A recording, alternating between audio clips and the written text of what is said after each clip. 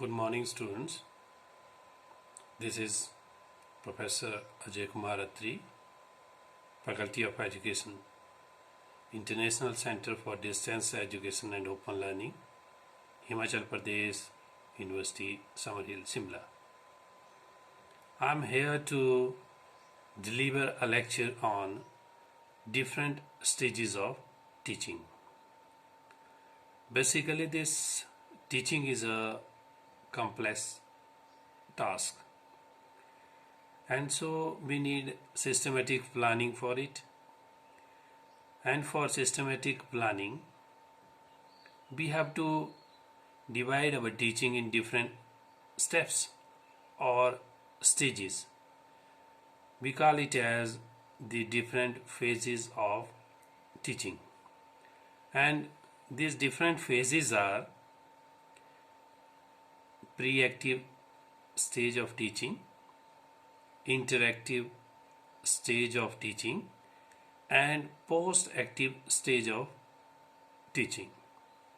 For this pre-active stage, we call it as the planning stage of teaching, and for interactive phase, we call it as executive stage of teaching, and last one, post-active stage of teaching, is also known as evaluative stage of teaching.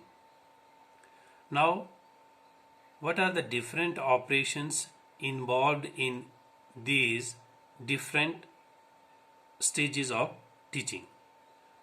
First one is pre-active phase of teaching. Pre-active stage of teaching implies all those activities teacher performs before entering into the classroom. It is just like as lesson planning, just like as preparing for a lesson before entering into the classroom. And in this, we identify our objectives, what are the different methods which we will use in our teaching, and different teaching aids we require to obtain the objectives which we formulate in terms of behavioral changes of the students. Now, what are the different operations of teaching at pre-active stage? First one is formulation of teaching objectives. Now, we formulate objectives in pre-active stage in terms of expected behavioral changes, and these behavioral changes are according to students' psychology and according to the need of the society. We also think about different taxonomy of educational objectives while formulating teaching objectives. Now, second one is selection of content to be taught. For content selections, following points should be kept in mind. First one is the demand of the curriculum. Second, the entry behavior of the students. Third, the level of motivation of the students, and expected terminal behavior of the student. Now, third step is sequencing of the content. Now, our content should be logical and psychological sequenced, and it should assist us in transforming the learning. Now, after sequencing the content, the next step is selection about the instructional methodology. We should select proper methods and strategies, keeping in view the content, the entry behavior of the students, and the level of the students. Now, second phase of teaching is interactive phase of teaching. We also call it as executive stage of teaching. And during these executions, we should know different how to simulate inside the classroom, like how to ask questions, how to listen students' response, how to provide guidance to the students, and how to make explanations. Now, what are the different operations of teaching at interactive stage? Actually, this phase of teaching includes all those activities which a teacher uses after entering into the classroom. And it includes actual teaching done in the classroom. And different steps that involved in this interactive phase are perception, diagnosis, and reactions. Now, what is this perceptions, or how it plays its role in this teaching?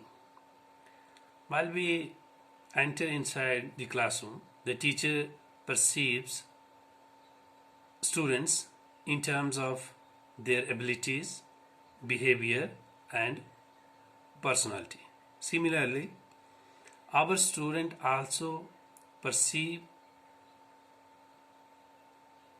their teachers in terms of their abilities, behavior, and personality. In diagnosis, teacher tries to assess the achievement level of his students with regard to their abilities, interests, and aptitudes. He asks several questions to know about the topic. Now, last step is reactions. And this reaction is the actual stage of classroom interaction. And this interaction interaction inside the classroom means teacher initiate something and student respond to that initiations. And these initiations, sometimes we call it as stimuli, and this generate responses. Now, last phase of teaching is post-active stage of teaching, and it is also known as evaluation phase of teaching. Different activities or operations involved at this stage are: first one is determining the exact dimension of behavioral changes. So we should know the actual behavioral changes that is there in our students, and what are the expected behavioral changes we expect from our student after delivering the content or learning experience to our students. And a method or strategies will be effective if maximum students attain expected behavioral changes. Now, second step is selection of testing devices and techniques. For comparing desired and actual behavioral changes, the teacher has to select appropriate testing devices which are valid and reliable. That is, our testing devices should be standardized. For this criteria, tests are more preferred than the performance tests. Now, last step is changing strategies of testing. The student testing result is also used for evaluating the effectiveness of instructions and teaching strategies. It should provide a base for improving the teaching and changing strategies of teaching. Thank you. Namaskar.